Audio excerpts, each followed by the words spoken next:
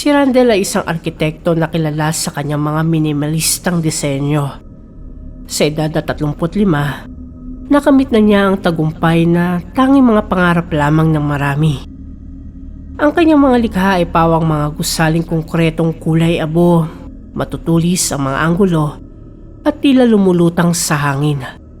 Malayo sa init ng lupa, malayo sa alaala ng mga ugat na hindi niya kailanman naging bahagi. Nang tanggapin niya ang proyekto ng pagdidisenyo ng isang modernong subdivision sa probinsya ng Laguna, inakala niyang ito ay isang hamon lamang sa kanyang profesional na kakayahan. Ang lugar ay isang malawak na kapatagan, napapalibutan ng mga bundok na tila nagbabantay sa nakalipas na panahon. Hindi niya alam na ang lupang kanyang tatahakin ay may sariling alaala. Isang alaalang nakabaon sa ilalim ng mga konkretong plano na kanyang iginuhit. Ang subdivision ay pinangalanan niyang Grace Sanctuary, isang pangalang sumasalamin sa kanyang pilosopiya sa arkitektura. Ang bawat bahay ay magkakamukha, kubiko, kulay abo, at may malalawak na bintana na nag-aalok ng tanawin ng mga bundok. Ngunit ang kanyang disenyo ay hindi sumangguni sa kalikasan. Hindi nakipag-usap sa lupa. Ginawa niya itong perpekto sa papel, ngunit hindi niya naisip na ang lupa mismo ay may sariling plano. Ang unang bahay na natapos niya ay nasa dulo ng subdivision, malapit sa isang lumang puno ng balete na hindi niya pinansin noong nagpaplano. Para kay Randel, ito ay isang sagaba lamang, isang bagay na dapat alisin upang magbigay daan sa modernidad. Iniutos niya ang pagputol nito. Hindi alam na ang punong iyon ay hindi simpleng puno, kung hindi isang tagapag-ingat ng mga kaluluwang matagal nang nakabaon sa ilalim ng lupa. Ang puno ng balete ay matanda na animoy daan-daang taon na ang inilagi nito sa mundo. Ang mga ugat nito ay kumalat sa ilalim ng lupa na parang isang buhay na mapa ng mga alaalang nakalimutan. Nang putulin ito ng mga manggagawa, may ilang nakaramdam ng kakaibang pagyanig sa lupa. Isang dagongdong na tila nagmula sa kailaliman. Ngunit binaliwala nila ito. Iniisip na ito ay normal lamang sa paghuhukay. Natapos ang Grace Sanctuary sa loob ng 2 taon. Ang mga bahay ay nabili agad isa-isa. Ang mga pamilyang lumipat ay mga profesional mula sa Maynila. Mga taong katulad ni Randel na naghahanap ng katahimikan sa probinsya, ngunit dala ang kanilang mga konkretong pangarap. Hindi nila alam na ang kanilang mga bagong tahanan ay itinayo sa ibabaw ng isang sementeryo. Hindi na mga ordinaryong patay, kung hindi ng mga ninunong nakabaon sa ilalim ng mga puno. Ang unang pamilyang lumipat sa bahay na malapit sa pinagputulan ng balete ay ang pamilya Quinto. Sila ay lumipat noong Abril, tag-araw noon, at ang kanilang mga anak ay tuwang-tuwa sa bagong kapaligiran. Ngunit makalipas ang 3 linggo, bigla na lamang silang umalis ng walang paalam.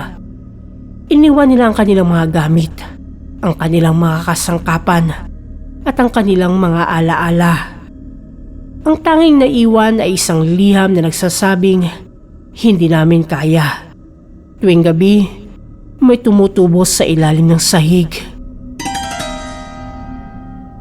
Ang pangalawang pamilya, ang pamilya Tadeo, ay dumating noong Setyembre. Sila ay mas matapang, sabi nila. Hindi sila natatakot sa mga kwento. Ngunit makalipas ang 1 buwan, sila rin ay nawala. Ang kanilang reklamo ay pareho. Ang mga ugat ay gumagalaw. Parang may buhay sila. Parang may humihilas sa aming pababa. Ang pangatlong pamilya, ang pamilya Hizon, ay tumagal lamang ng 2 linggo. Pagkatapos noon, ang bahay ay tuluyan ng nabakante. wala nang nangahas na tumira dito. Nang mabalitaan ni Randall ang mga insidente ay hindi siya naniwala. Para sa kanya, ang mga reklamong ito ay bunga lamang ng matinding imahinasyon ng mga taong hindi sanay sa buhay probinsya. Bilang arkitekto, ang kanyang disenyo ay perpekto. Walang bahid ng pagkakamali sa istruktura. Ang sahig ay matibay, ang pundasyon ay malalim, at ang lahat ay sumusunod sa pamantayan ng engineering. Wala siyang pinapaniwalaang multo at sinabi niya ito sa kanyang mga kasamahan ng may pagtitiwala. Ang mga taong iyon ay duwag lamang at ang bahay na iyon ay walang problema. Ang problema ay ang mga taong naninirahan dito. Ang kanilang labis na imahinasyon, ang kanilang pagiging mapamahiin. Kaya't nagpasya si Randall na siya mismo ang titira sa bahay. Ito ay isang hamon sa kanyang profesional na dignidad. Gusto niyang patunayan na ang kanyang disenyo ay walang kapintasan, na ang mga reklamo ay walang batayan, at ang mga tao ay nagpapadala lamang sa kanilang mga takot. Sa isip niya, ang kanyang presensya bilang lumikha ng disenyo ay sapat na upang pabulaanan ang lahat ng mga kwento. Bago siya lumipat, binisita niya ang mga bahay sa umaga. Tahimik ang paligid. Ang araw ay sumisikat sa silangan at ang mga konkretong bahay ay tila nagniningning. Walang anumang kakaiba. Ang sahig ay matibay, ang mga dingding ay sementado, at ang bubong ay walang butas. Ganap na perpekto. Ipinaalam niya sa kanyang mga tauhan na siya ay titira roon sa loob ng 1 linggo. At pagkatapos nito, makikita nilang walang anumang masama sa bahay na iyon. Nang gabing iyon, ang binata ay natulog sa kanyang bagong tahanan. Dala niya ang kanyang laptop, ang kanyang mga plano, at ang kanyang determinasyon. Ang unang gabi ay walang nangyari. Tahimik ang paligid. Ang mga kuliglig ay umaawit at ang hangin ay mahinang umiihip. Natulog siya ng mahimbing. Ang kanyang isip ay payapa. Ang ikalawang gabi ay pareho pa rin. Walang anumang kakaiba. Nagsimula lang mag-isip si Randall na ang mga naunang pamilya ay nagpadala lamang sa kanilang takot. Marahil ay nakakita sila ng mga anino o hindi kaya ay nakarinig ng mga tunog mula sa kalikasan. At dahil hindi sila sanay, napagkamalan nila itong mga multo. Natawa pa siya sa sarili niyang pagiging mapagmatsyag sa mga nakaraang gabi. Ngunit ang ikatlong gabi ang nagbago ng lahat. Natulog si Randall 10:00 ng gabi. Pagod siya mula sa buong araw na pag-inspeksyon sa subdivision. Bago siya humiga, tinignan niya ang kanyang mga plano. Gumawa ng ilang pagbabago at nagplano para sa mga susunod na araw. Ang kanyang isip ay abala sa mga numero, sa mga anggulo, sa mga sukat. Hindi niya inisip ang lupa. Hindi niya inisip ang kasaysayan at hindi niya inisip ang anumang bagay na hindi konkretong pangkaraniwan. Nagising siya bandang 3:00 ng madaling araw. Sa una, hindi niya maintindihan kung ano ang kanyang nararamdaman. May mabigat sa kanyang mga binti. May kumakapit sa kanyang bukong-bukong. Binuksan niya ang kanyang mga mata at sa dilim, nakita niya ang mga ito. Mga ugat, kayumanggi at makapal na nakapulupot sa kanyang mga paa. Sinubukan niya kumawala, ngunit lalong humigpit ang mga ugat. Ang kanyang puso ay mabilis na tumibok. Ang kanyang mga kamay ay nanlamig. Ramdam niya na hindi ito panaginip. Ito ay totoo. Ang mga ugat ay hindi galing sa sahig.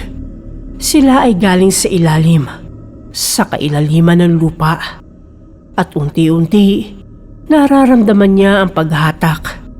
Isang puwersang humihila sa kanya pababa patungo sa kung saan. Sinubukan niyang kumbinsihin ang sarili na ito ay isang bangungot lamang. Ngunit ang sakit ay totoo. Ang mga ugat ay tila may sariling buhay. Kumikilos ng may layunin. Sinubukan niyang abutin ang kanyang telepono.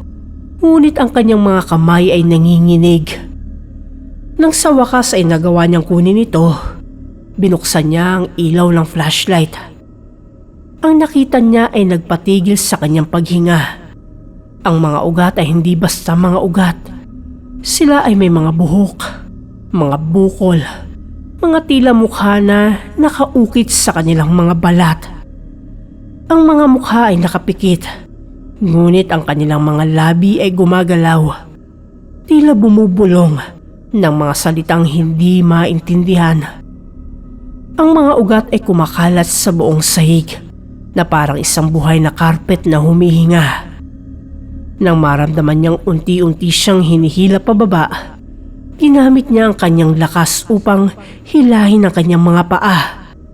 Sa wakas ay nakalaya siya. Tumakbo siya palabas ng bahay, walang suot na tsinelas. Ang kanyang mga paa ay dumudugo mula sa mga sugat na iniwan ng mga ugat. Hindi siya natulog noong gabing iyon. Nakaupo siya sa labas ng bahay, nanginginig sa lamig. Ang kanyang mga mata ay dilat na dilat. Nakatingin siya sa pintuan na tila naghihintay ng anumang paggalaw. Hindi na siya bumalik sa loob hanggang sa sumikat ang araw. Ang kanyang mga paa ay nananakit. Ngunit ang mas masakit ay ang kanyang isip. Nagtatanong kung ano ang mga ugat na iyon, kung bakit siya ang pinili, at kung ano ang gusto nilang gawin sa kanya. Sa liwanag ng araw, tinignan ni Randel ang kanyang mga paa. Ang mga sugat ay malalalim at ang balat ay tila may bakas ng kayumangging dumi na hindi niya maalis. Ngunit ang mas nakakatakot ay ang pakiramdam na may bakas pa rin sa kanyang balat. Parang ang mga ugat ay hindi basta humiwalay, kung hindi nag-iwan ng bahagi ng kanilang sarili sa kanya. Ang kanyang mga bukong-bukong ay may mga markang tila mga ugat na nakaukit sa kanyang balat. Sa araw na iyon, nagpa siya ang lalaki na alamin ang kasaysayan ng lupa. Bumisita siya sa munisipyo at humingi ng mga record ng lupa. Ang mga kawani ay tumingin sa kanya na may kakaibang tingin. Tila alam na nila ang kanyang dahilan. Ang matandang kawani na si Mang Delio ay tumanggap sa kanya ng may ngiti, ngunit ang kanyang mga mata ay seryoso. Alam ng matanda kung bakit siya nandito, at sinabi niya ito kay Randel nang walang pag-aalinlangan. Ang bahay na iyon, ang 3 pamilyang umalis, ito ay hindi lihim sa mga taga rito. Ang lahat ng mga residente ay alam ang kasaysayan ng lupang iyon. Alam nilang hindi ito basta lupang tinayuan ng mga bahay. Ito ay dating sementeryo, ngunit hindi ordinaryong sementeryo. Nagsimula si Mang Delio na ikwento ang kasaysayan ng lugar. Noong unang panahon, ang lupaing iyon ay pag-aari ng mga katutubo, isang tribong tinatawag na mga Tagalog, ang tunay na mga tagapag-ingat ng lupa.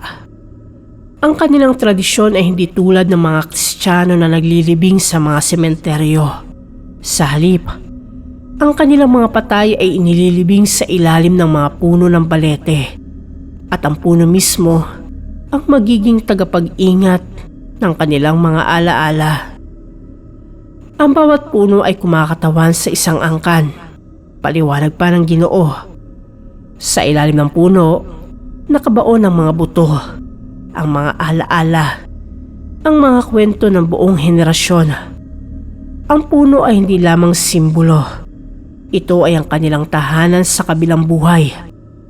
Ang mga ugat nito ay kumakapit sa mga kaluluwa ng kanilang mga ninuno, at ang mga kaluluwa ay nagiging bahagi ng puno.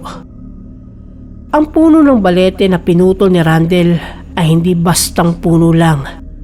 Ito ay ang pinakamatanda at pinakamahalagang puno sa buong sementeryo.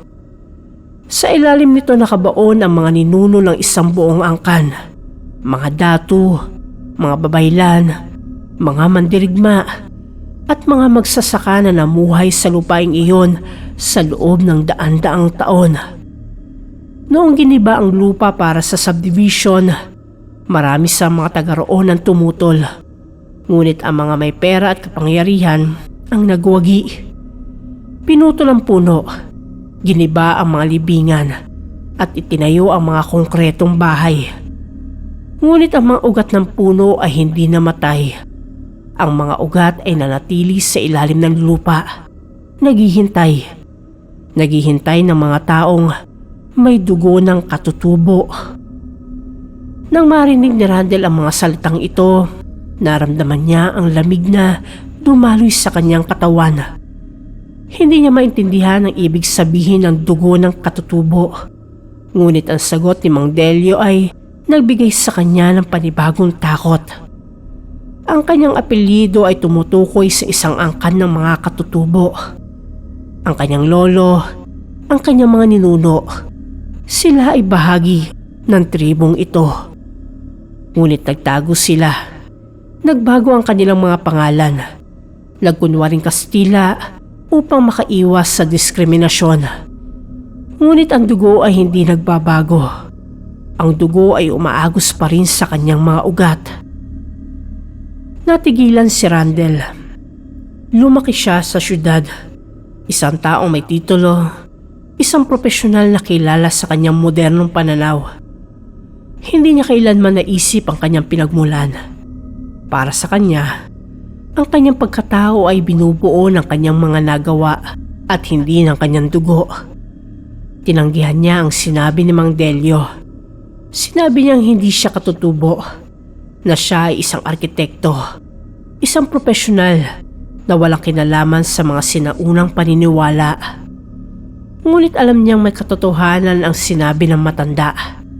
Naalala niya ang kanyang lolo, isang matandang may kayumangging balat at malalalim na mga mata na laging nagsasabi ng mga kwento tungkol sa lupa, tungkol sa kalikasan, tungkol sa mga ninuno. Hindi niya ito pinakinggan noon. Ngayon, ang mga salitang iyon ay bumalik na parang isang multong matagal nang nahihimlay. Bumalik si Randel sa bahay ng gabing iyon, ngunit hindi na siya natulog sa loob. Sa halip, umupo siya sa labas at ang kanyang mga mata ay nakatuon sa pintuan. Ang kanyang mga tainga ay nakikinig sa bawat tunog. Sa loob ng kanyang isip, iniisip niya ang kanyang lolo, ang kanyang mga ninuno, ang kanyang dugo. Paano siya naging bahagi ng mundong ito? Paano siya naging konektado sa isang tradisyong hindi niya alam? At paano siya makakawala sa mga ugat na tila kumilala sa kanya bilang kanilang sarili? Nang gabing iyon, hindi siya nakaramdam ng paghatak. Sa halip, naramdaman niya ang isang bagay na mas kakaiba. Isang tawag. Isang bulong na nagmula sa ilalim ng lupa. Isang tinig na nagsasabing bumalik siya. Na bumalik siya sa kanila. Na doon siya nabibilang. Sa umpisa, ang tinig ay hindi nakakatakot. Ito ay tila banayad. Parang isang inang umaawit ng oyayis sa kanyang anak. Sinubukan niyang labanan ang tawag. Sinabi niya sa kanyang sarili na ito ay kathang isip lamang, na ang kanyang isip ay naglalaro sa kanya dahil sa takot.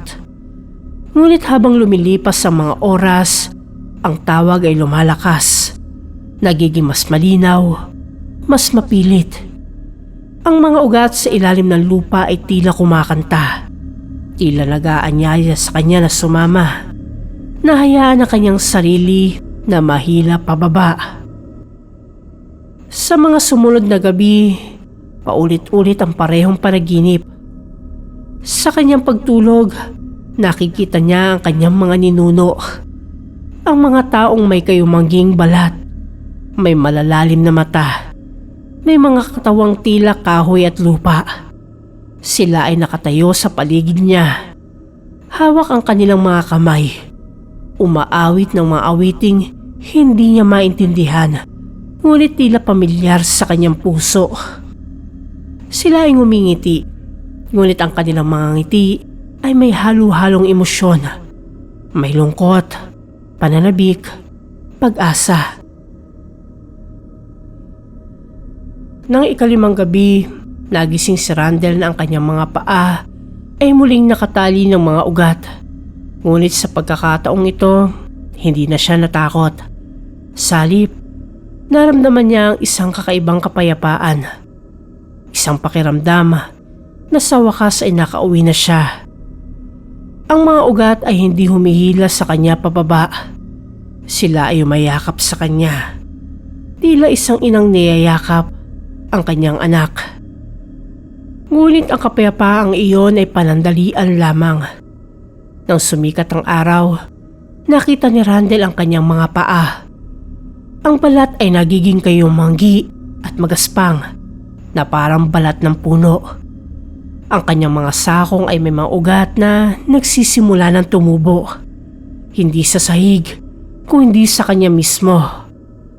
Ang kanyang katawan ay tila unti-unting nagiging bahagi ng lupa, ng puno, ng ala-alang nakalimutan. Sa kanyang pagkakaalam, sa unti-unting pagbabago ng kanyang katawan, nagpasya si Randall na lumaban. Hindi niya kayang tanggapin ang kanyang kapalaran. Hindi niya kayang maging isang puno, isang bagay na walang galaw, walang buhay, o kung may buhay man, ito ay buhay ng lupa, ng ugat, ng mga nakalimutan. Bumili siya ng chainsaw sa bayan. Sa liwanag ng araw, sinimulan niyang putulin ang mga ugat na lumalabas sa sahig. Tuwing pumapasok siya sa bahay, nakikita niya ang mga ito. Parang isang buhay na organismo na lumalaki, kumakalat, humihinga. Pinutol niya ang mga ito ng paisa-isa. Ngunit ang mga ugat ay patuloy na bumabalik ng mas marami, mas makapal, mas matibay. Nang gabing iyon, sinubukan niyang putulin ang mga ugat na tumutubo mula sa kanyang sariling sakong. Ang sakit ay hindi matiis. Ang bawat hiwa ay parang pagputol ng sarili niyang laman, ng sarili niyang buto. Ngunit nagpatuloy siya.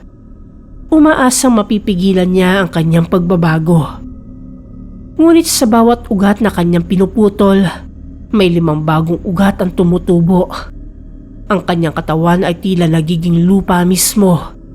Nagiging tahanan ng mga ugat na matagal nang naghihintay sa kanya. Ang kanyang balat ay patuloy na nagiging kayumanggi at magaspang. Ang kanyang mga kamay ay nagsisimula ng magmukhang mga sanga. Ang kanyang mga daliri ay nagiging matutulis na parang mga ugat. Nang ika-7 gabi, ang mga ugat ay hindi na basta mga ugat. Sila ay may mga mukha na.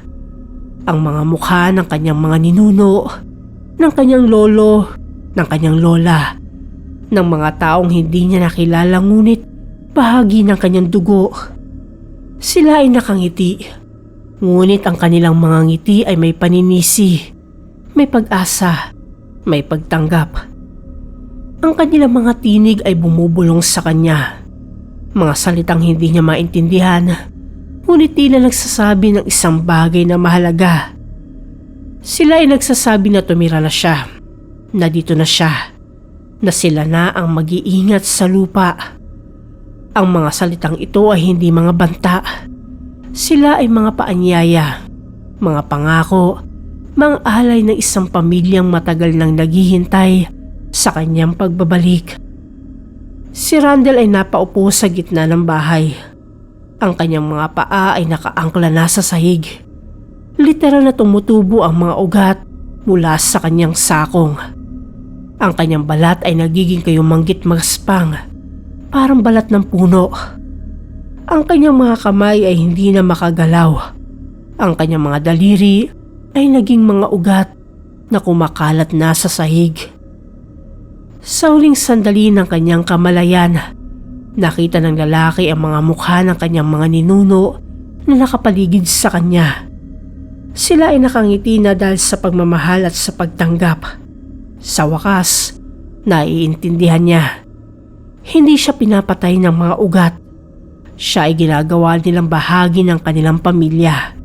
Bahagi ng lupa, bahagi ng alaalang hindi dapat mamatay.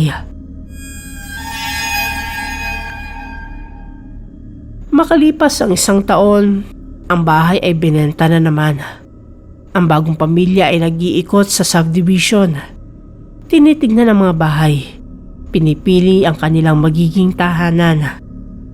Sila ay isang batang mag-asawa na may isang maliit na anak. Isang batang lalaki na may matatalas na mata at matanong na isip. Nang makarating sila sa bahay na iyon sa dulo ng subdivision, malapit sa kung saan dating tumubo ang puno ng balete, napansin ng bata ang isang kakaibang bagay. Sa likod ng bahay, may isang batang puno na tumutubo. Kakaiba ito kasi sa gitna ng konkretong subdivision, iyon lang ang puno. Ang ibang mga bahay ay walang puno, walang halaman, walang anumang buhay, maliban sa mga tao at sa kanilang mga alagang hayop. Ang bata ay lumapit sa maliit pa na puno. Marahil 1 taon pa lamang. Ngunit ang balat nito ay kayumanggi at magaspang. Parang balat ng tao. At sa balat nito may isang mukha. Nakapikit, nakangiti, tila payapa sa kanyang pagtulog. Napatingin ang bata sa kanyang ina at tinanong kung bakit may mukha ang puno. Ang ina ay tumawa lamang at sinabing ito ay guni-guni lamang, na ang kanyang imahinasyon ay masyadong malikhain. Ngunit ang bata ay hindi kumbinsido. Nakita niya ang mukha, nakita niya ang ngiti, nakita niya ang kapayapaan sa mga mata ng puno. Nang lumingon ang pamilya upang tignan ang iba pang bahay, hindi nila napansin ang nangyari sa ilalim ng lupa. Ang mga ugat ng batang puno ay gumalaw, dahan-dahang kumalat, lumalapit sa bagong bahay na kanilang tinitignan. Alam nilang may oras pa. Alam nilang darating ang araw na ang bagong pamilya ay matutulog sa bahay na iyon. At sa kanilang pagtulog, mararamdaman nila ang paghatak. Isang banayad na paghatak na nagsasabing, "Bumalik ka na. Bumalik ka na sa amin. Dito ka nabibilang." At ang bata na siyang unang nakakita ng mukha sa puno ay siya ring unang makaririnig ng bulong. Isang bulong na nagmula sa ilalim ng lupa. Isang bulong na magpapatuloy, na maghihintay, na magtitiis hanggang ang lahat ng mga nakalimot ay muling maaalala. Ang bagong pamilya ay lumipat sa bahay noong Mayo. Ang kanilang anak na lalaki, si Edison, ay 15 taong gulang. Isang batang may malawak na imahinasyon at may kakaibang kakayahang makakita ng mga bagay na hindi nakikita ng iba. Sa unang linggo, wala siyang napansing kakaiba. Ngunit sa kanyang paglalaro sa likod ng bahay, madalas siyang tumitig sa batang puno ng balete. Sa mukha nito na nakapikit at nakangiti. Ang kanyang mga magulang ay mga profesional din, katulad ni Randel. Ang kanyang ama ay isang inhinyero. Ang kanyang ina ay isang science professor. Sila ay mga taong rasyonal. Mga taong naniniwala sa agham at lohika. Hindi sila naniniwala sa mga multo, sa mga engkanto, sa mga kwento ng kanilang mga lolo't lola. Ngunit si Edison ay iba. Sa kanyang mga panaginip, nakikita niya ang isang lalaking nakaupo sa gitna ng bahay. Ang kanyang katawan ay unti-unting nagiging puno. Ang kanyang balat ay nagiging kayumanggi at magaspang. Ang lalaki ay nakangiti, ngunit ang kanyang mga mata ay may lungkot, may pananabik, may pag-asa.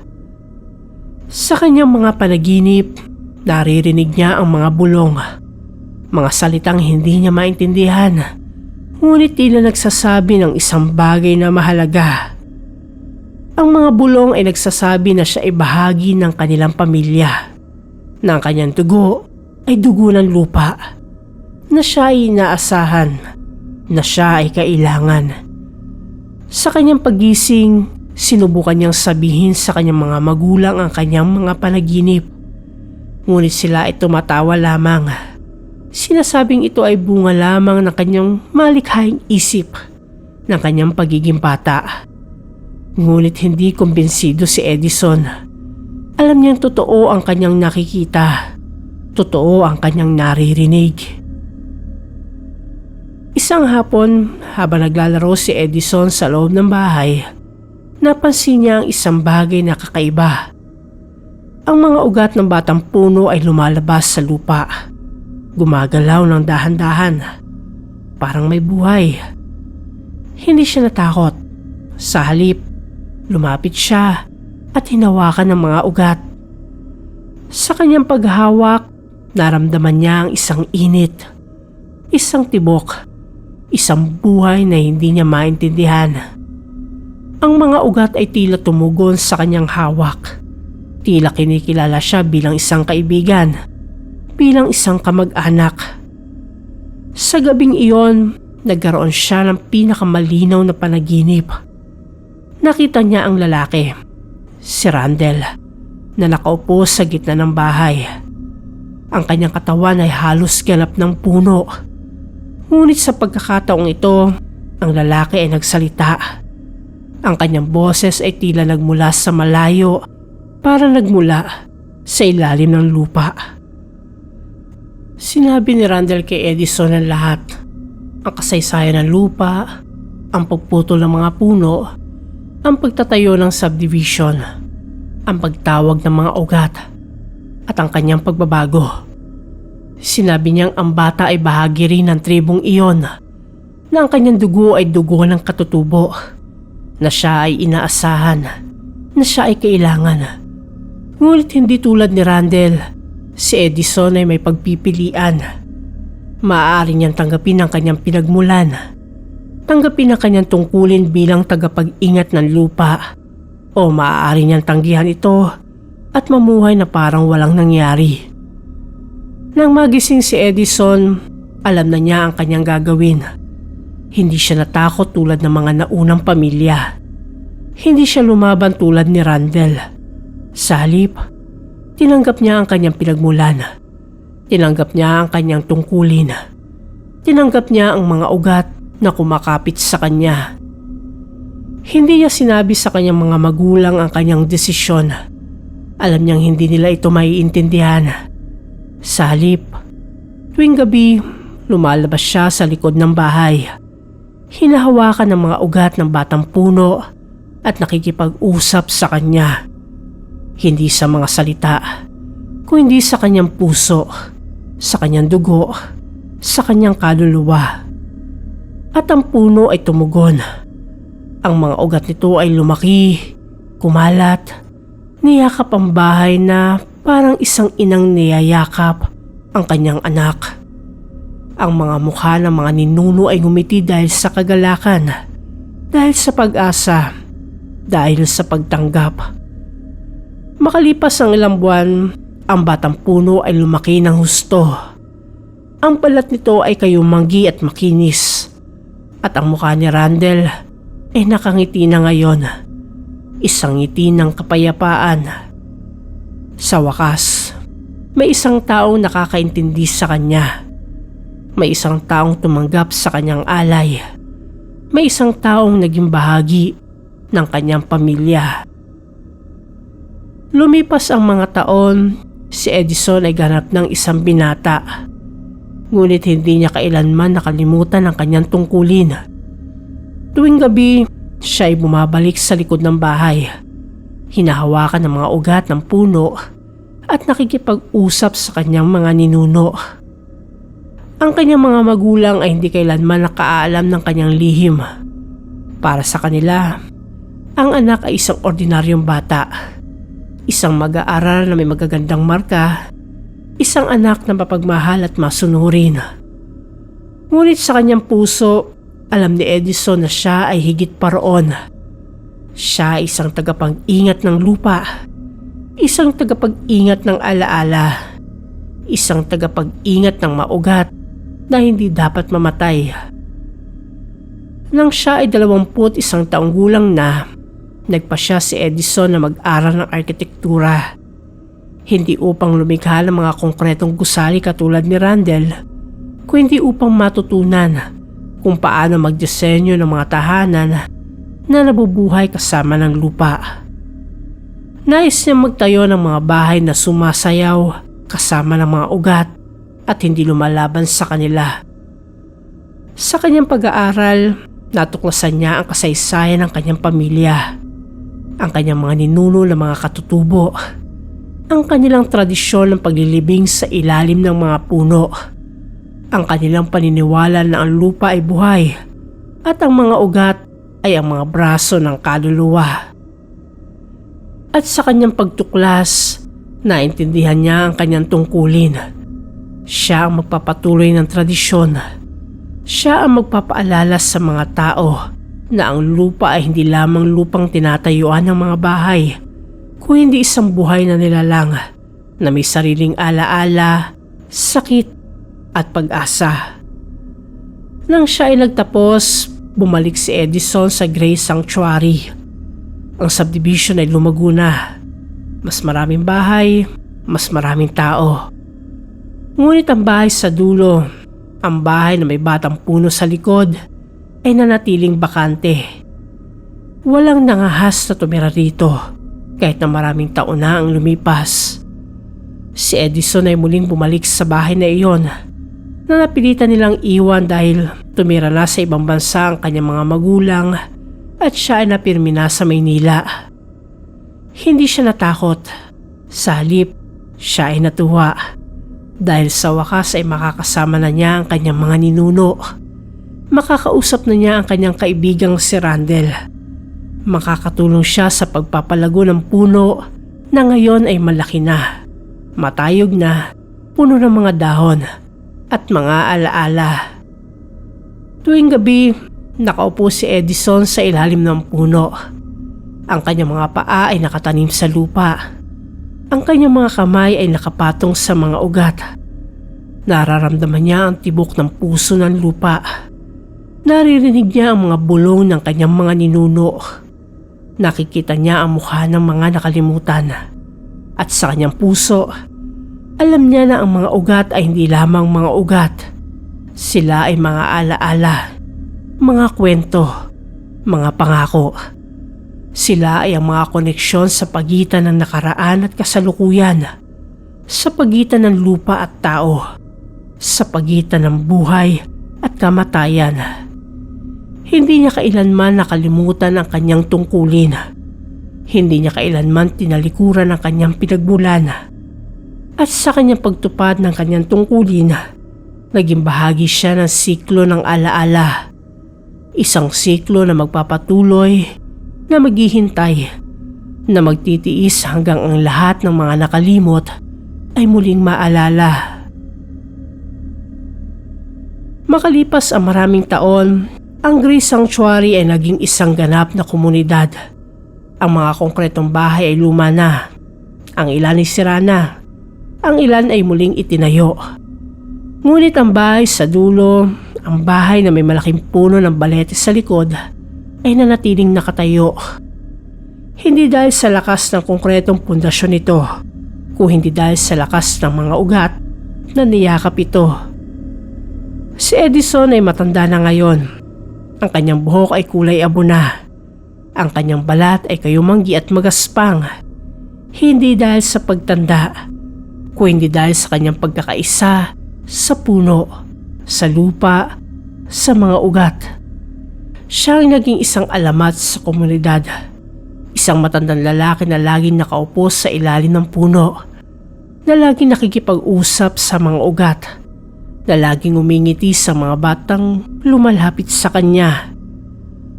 Ang mga bata sa subdivision ay natatakot sa kanya sa simula. Ngunit sa kalaunan, naging interesado sila sa kanyang mga kwento. Si Edison ay nagkukwento tungkol sa lupa, tungkol sa mga puno, tungkol sa mga ninuno.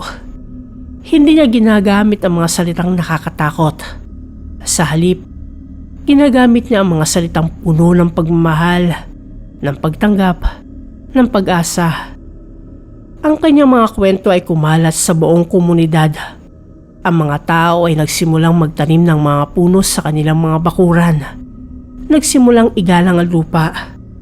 Nagsimulang alalahanin ang kanilang mga ninuno. Ang Grace Sanctuary ay hindi na isang konkretong subdivision. Ito ay naging isang komunidad na may buhay, may kulay, may alaala. Ngunit ang mga ugat sa ilalim ng lupa ay hindi tumigil sa paggalaw. Hindi sila tumigil sa paghihintay. Alam nilang may mga tao pa ring nakalimot. May mga tao pa ring tumatalikod sa kanilang pinagmulan. May mga tao pa ring natatakot sa kung ano ang hindi nila maintindihan. At sa isang tahimik na gabi, nang si Edison ay nakaupo sa ilalim ng puno, naramdaman niya ang isang bagong paggalaw. Isang bagong ugat na lumalapit. Isang bagong pamilyang lumilipat sa isang bahay na malapit. Isang bagong batang may dugo ng katutubo na hindi pa alam ang kanyang pinagmulan. Napangiti ang matanda. Ang kanyang mga mata ay napapikit. Ang kanyang mga kamay ay nakapatong sa lupa. Sa kanyang puso, alam niyang ang siklo ay magpapatuloy. Na ang mga ugat ay maghihintay. Na ang mga alaala ay mabubuhay muli. Sa ilalim ng lupa, ang mga ugat ay gumalaw. Dahan-dahan, may layunin, may pag-asa. Sila ay lumalapit sa bagong bahay. Lumalapit sa bagong pamilya. Lumalapit sa bagong batang mag-aalala sa kanila. Ang mga ugat ay hindi galit. Hindi sila nananakot. Sila ay naghihintay lamang. Naghihintay na may isang taong makarinig, makaramdam, makaalala. Naghihintay na may isang taong handang tumanggap ng kanilang alay. Handang maging bahagi ng kanilang pamilya. At handang maging puno sa likod ng bahay. At sa kanilang paghihintay, ang mga ugat ay patuloy na kumakalat. Patuloy na lumalaki. Patuloy na naghahanap. Hindi ng mga biktima, kung hindi ng mga kamag-anak. Hindi ng mga patay, kung hindi ng mga buhay na handang maging bahagi ng alaala ng lupa. Dahil ang lupa ay hindi nalilimot, ang mga ugat ay hindi namamatay. At ang mga alaala ng mga ninuno ay nananatili sa ilalim ng konkretong mundo. Naghihintay, umaasa, naniniwalang balang araw ang lahat ng mga nakalimot ay muling makakaalala. Ang kwento ni Randall, Edison at ng mga ugat ay hindi natatapos sa huling bahaging ito.